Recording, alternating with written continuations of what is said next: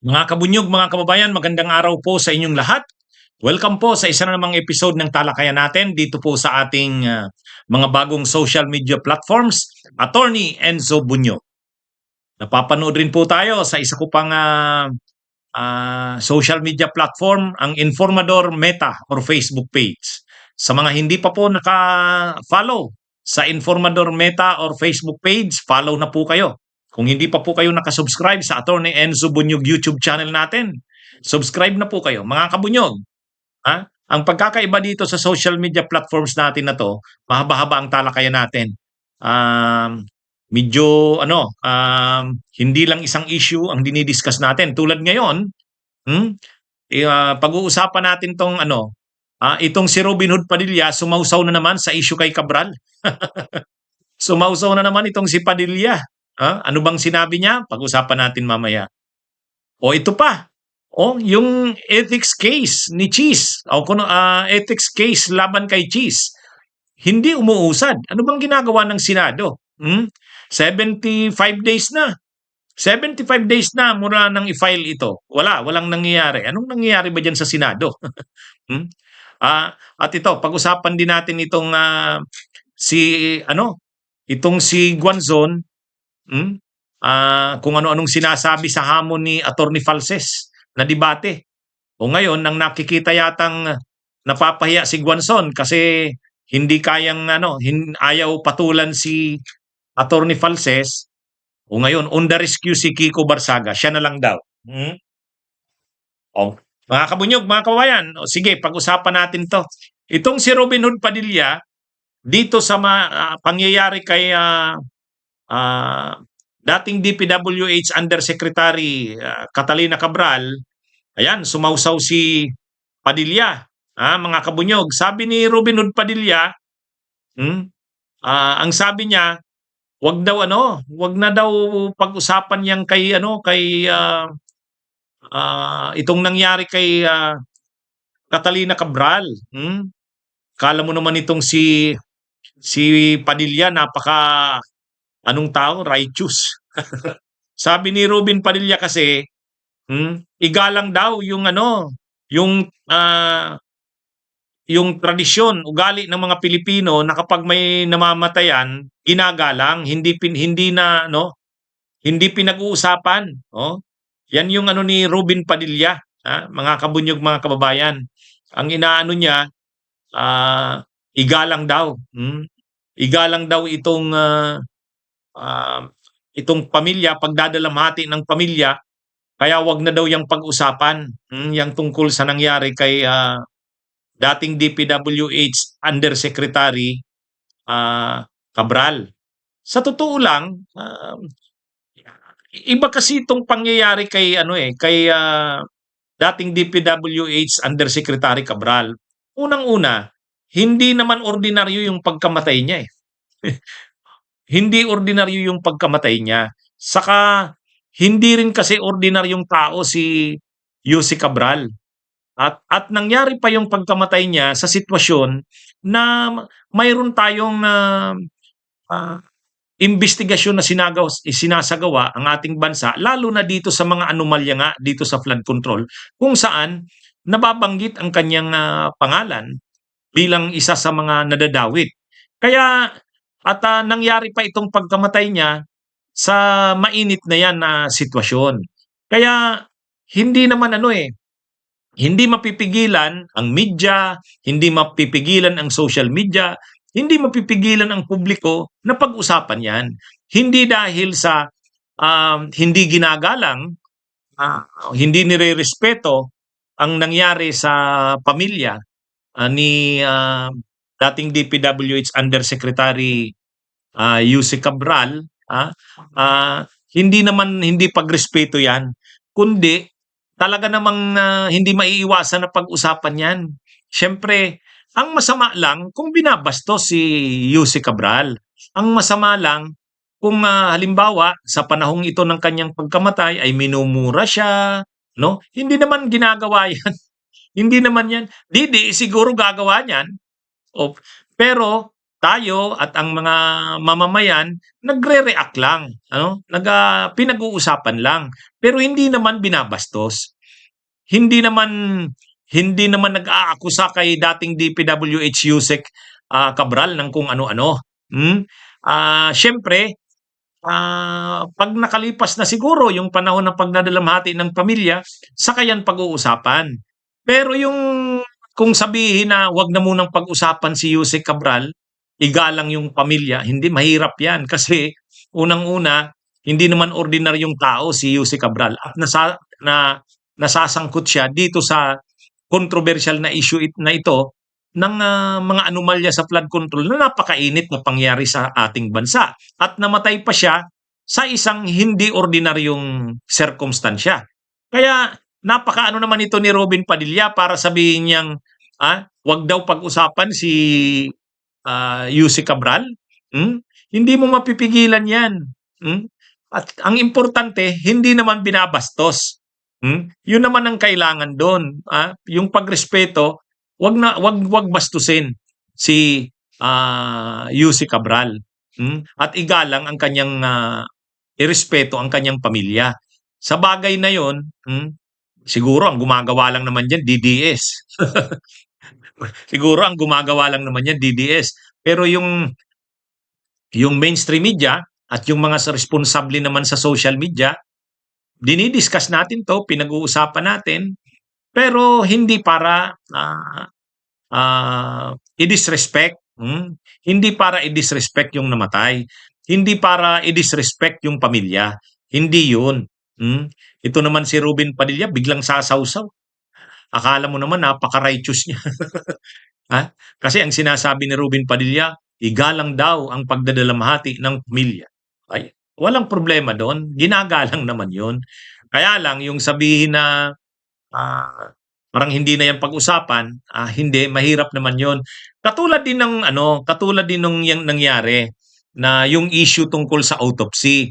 Dapat bang i-autopsy yung bangkay ni dating DPWH Undersecretary Cabral? Siyempre, ang hinihingi ng pamilya, wag na. Irespeto na sila. Iuwi na nila ito. Kaya lang, hindi rin eh. Kasi yung pagkamatay niya, hindi naman normal. Hindi naman normal. Pwedeng may mga nag-iisip talaga na nagkaroon ng foul play. Para maalis yun, yung pag-iisip na may foul play na nangyari, kailangan talagang i-autopsy. So, ito kasi lumalabas na may interest na ang publiko, may interest na ang bansa sa pagkamatay ni Yusek Cabral. Hindi na lang ang pamilya ang may interest dito.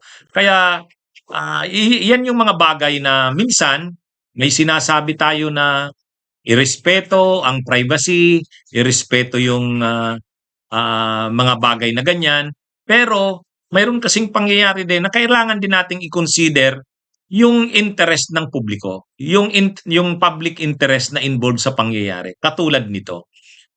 Sa mga ganitong bagay, pinag-uusapan ito hindi naman pag-disrespect.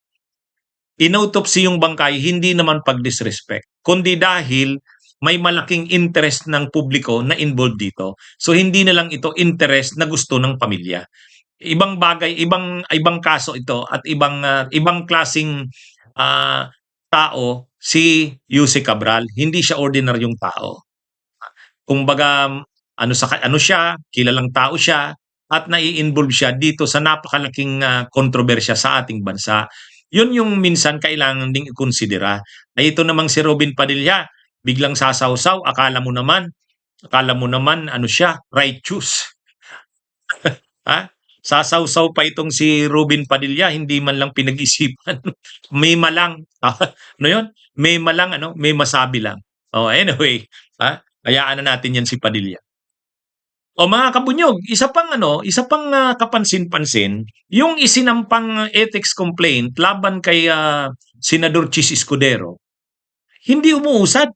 75 days na, wala man lang aksyon na ni-refer ito sa ethics committee, tapos yung ethics committee naman nag-schedule na ng hearing, o kaya pinapa-comment na si Chis Escudero, may mga ganun man lang. Hindi naman simple yung na yon. Hindi naman simple yung complaint na yun, formal yun. Saka ang nag-file nun ay isang abogado, si Attorney Marvin Aceron. Kaya ano yan eh, parang ano, um, napaka ano naman itong ginagawa na ito ng Senado. Ano bang ginagawa nila? Pinoprotektahan si Chis Escudero? Hindi yun. Ha? Wala man lang aksyon. Hmm? Sino ba ang chairperson ng Ethics Committee ngayon? Si Senator JB Ejercito yata eh. Hmm? Siguro dahil nagkasakit siya, 'di ba? Nabalita natin na hospital. Pero sana naman pagbalik ng taon o pagpalit ng taon, dapat may makita ng aksyon ang mamamayang Pilipino diyan. Seryoso yung final na ethics complaint kay Chis. Ang ethics complaint na 'yon, kaugnay pa rin to doon sa pagtanggap ni Chis Escudero ng 30 million na campaign donations galing sa kay Lawrence Lubiano na may mga kontrata sa gobyerno. Bawal 'yon. Kahit pa sinabi ng COMELEC na walang nalabag na batas, pero ano 'yon, iba naman yung sa ethics complaint. Sa ethics complaint, tama ba na tumanggap siya ng donasyon? Sa isang tao na tulad ni Lubiano na may-ari ng isang malaking construction company na may mga kontrata sa gobyerno? Ano 'yon? Napakalaking issue nun. Kaya dapat ang Senado rin seryosohin din yung ethics complaint na 'yon kay Chis Escudero. Parang wala man lang aksyon. 75 days na ang nagdaan. Ang 30 days lang na wala kang aksyon, ano na 'yan eh. Kapabayaan na 'yan. Ay ito 75 days. Grabe, grabe itong Senado. Wala man lang ba silang aksyon sa ethics complaint na 'yon? Kaya napanood ko yung interview kay Attorney Marvin Aceron, yung nag-file ng nasabing kaso ng ethics complaint. Sabi niya napuprostrate siya sa Senado, parang wala man lang ginagawa sa final niyang complaint. Samantalang napakalinaw na may basehan naman ang final niyang complaint. At siya'y hindi naman ordinaryong mamamayan. Kumbaga, kung siya nga na isang abogado ay parang binabaliwala yung kanyang final na ethics complaint, ay ano pa kaya ang mga ordinaryong mamamayan? At saka wala man lang ginawa, kahit man lang papag-commentin si Chis Escudero, kahit man lang mag-schedule na ng mga pizza kung kailan ito aaksyonan o kaya refer man lang sa ethics committee. Wala talaga. Kaya sabi ni Attorney Marvin Aceron, pagpasok ng taon, papalo upin niya uli ito at kakalampagin niya ang Senado sa hindi nito pag-aksyon. Hindi umuusad eh. Hindi umuusad. Formal yun na ethics complaint laban kay Chis Escudero. Pero walang aksyon. Ang laking nito. Ang laking kapabayaan sa part ng Senado. Kahit sabihin pang napaka-busy ng Senado sa usapin ng budget, ang 75 na araw na wala man lang aksyon sa ethics complaint ay malaking kapabayaan. Pinuprotektahan ba nila si Chis Escudero? Pinuprotektahan ba ng Ethics Committee? Dapat hindi ganon. Kasi ang Ethics Committee, ang trabaho niya, parang ministerial nga yan eh. Pag may tinanggap na ethics complaint at nakita naman itong may substance at may form na nasunod naman yung form, may substance, ay dapat mag-proceed na kaagad ang Ethics Committee sa pagdinig ng nasabing ethics complaint. Kung ano man ang kalalabasan nito, papag-commentin na dapat, mag-comment na dapat ang kampo ni Chis. Katapos niyan, mag-schedule na dapat ng hearing yan. O kung ano man ang aksyon ng Ethics Committee, dapat malaman na nung nag-file ng complaint, ng complainant. Hindi tulad nito na parang wala lang.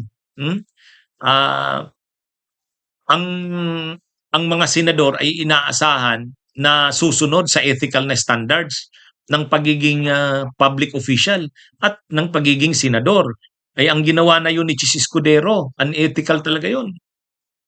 Kaya tama lang yung pagkaka-file ng ethics complaint na yun. Pero yun ang malungkot. Parang hindi pinahalagahan ng Ethics Committee. Pinuprotektahan ba nila ang kapwa nila senador? Ito? Dapat magpaliwanag nito si Senador JB Ejercito kung siya man yung ano, siya yata yung chairperson ng ano, eh, ng, Senate Ethics Committee, si, JV Ejercito. Oh, anyway, alamin natin 'yan. Pagpasok ng taon, kakalampagin daw uli ni Attorney Marvin Siron ang Senado. Ito, itong tungkol kay ano, Attorney Jess Falces. Si Attorney Jess Falces, hinahamon si Attorney Rowena Guanzon, si dating COMELEC commissioner, na sa isang debate, nagbigay na ng mga pitsa, ng mga dates. Ilan na 'yon? Ilang dates na yung linatag ni ano, ni Attorney Jess Falces na pagpilian ni dating COMELEC Commissioner Guanzon. Pumili ka dito. At ang ano niya, mayroon nang nag-offer na magmo-moderate ng debate, yung Bilyonaryo News Channel sa Kapolitiko. Hmm? Um, ang hinihintay na lang yung sagot ni dating COMELEC Commissioner Guanzon. Kaya lang, parang ang ano ni dating COMELEC Commissioner Guanzon, kung ano-anong ano eh. Ang sagot ni Guanzon, kung ano-anong patutsyada pa kay Jess Falces eh. Sabi niya kay Jess Falces, maligo daw muna ng 3 beses. Maligo daw muna ng 3 beses. Ang tindi naman. Ang tindi na. Tapos nung bandang uli, ang sabi na naman ni Guanzon, hindi na lang 3 beses eh. 5 beses na. Tsaka hindi daw siya bababa. Yung Class A daw ay hindi bababa sa Class C. Yung donkey na iniisip niyang para siyang lion, tapos nung kino-consider ng isang donkey na parang ang tingin niya sa sarili na lion, nanghahamon na. Pero sabi ni Guanzon, hindi daw papatol ang Class A sa Class C. Talagang matindi rin itong si Guanzon kung makapanlait ha. Ano talaga, ang malinaw dito, hindi papatulan. Ayaw ni Guanzon makipagdebate kay Jess Falces. Ang sinasabi niyang rason, hindi niya ka-level si Attorney Jess Falces. Parang sa tingin niya nga, ang sinasabi niya, sinasakayan, gusto lang daw sumakay ni Attorney Jess Falces sa kanyang kasikatan. Kasi sa tingin niya, sikat siya, kilala siya. Si Attorney Jess Falces hindi. Tapos makikipagdebate siya. Parang pinasakay niya si Jess Falces sa kanyang kasikatan. Hindi niya, sa madaling sabi, hindi niya ka-level si Attorney Jess Falces. Kaya hindi siya makikipagdebate dito.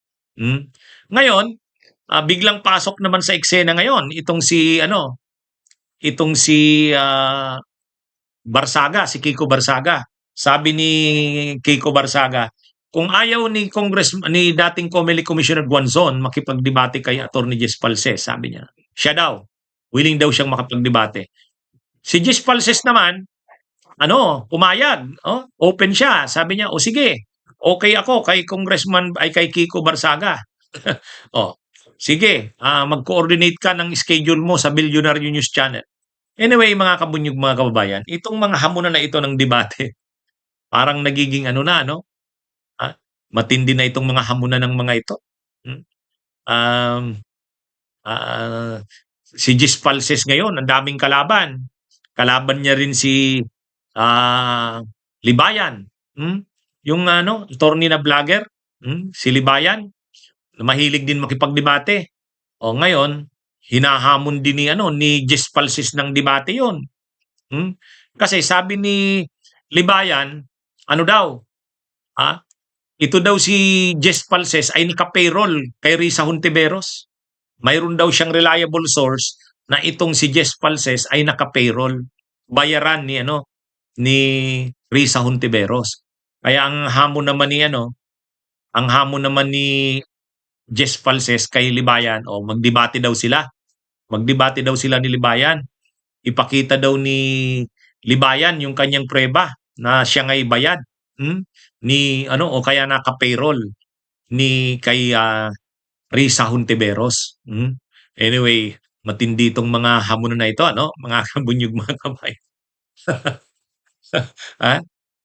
Mainit ang pero si Guanzon, hindi siya, ayaw niya daw makipagdebate kay Falces. Ang rason niya, tingin niya hindi niya ka-level si Jess Falces. Tapos ito naman si Barsaga, on the rescue. So, sabi niya kung ayaw ni Guanzon, siya daw makikidebate. Payag si Falses. No? Sabi niya okay siya. Tapos itong si Libayan, pumapasok din sa eksena, binibira si Falses, hinamon na naman ni Falses ng debate. Matindi mga kabunyog. Grabe ang hamunan ng mga ito. Anyway, magandang araw sa inyong lahat. Mabuhay po tayo.